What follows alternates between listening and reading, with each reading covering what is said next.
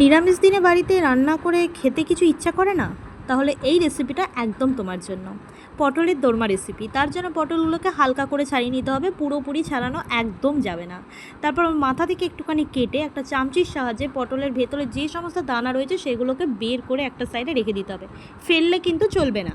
ওই দানাগুলোকে একটা মিক্সার গ্রাইন্ডারের বাটির মধ্যে দিয়ে তার সাথে এক টুকরো আদা, তার সাথে কিছুটা হাফ হাফ টমেটম দিয়ে, কাঁচা লঙ্কা দিয়ে ভালো করে পেস্ট করে নিতে হবে, পুরো মিহি পেস্ট।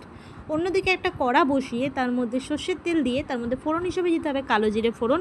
যেই পেস্টটা করে রেখেছিলে তুমি সেটা কড়াইয়ের মধ্যে দিয়ে ততক্ষণ পর্যন্ত কষাতে হবে যতক্ষণ না পর্যন্ত সেটা পুর হচ্ছে। অন্যদিকে যে পটলগুলো কাটা ছিল তার মধ্যে সেই পুরটা একটা চামচির সাহায্যে কিছু কিছু করে ভরে নিয়ে নুন হলুদ মাখিয়ে কড়াইয়ের মধ্যে বেশি করে একটু তেল দিয়ে তার মধ্যে ভেজে তুলে রেখে দেওয়া হলো।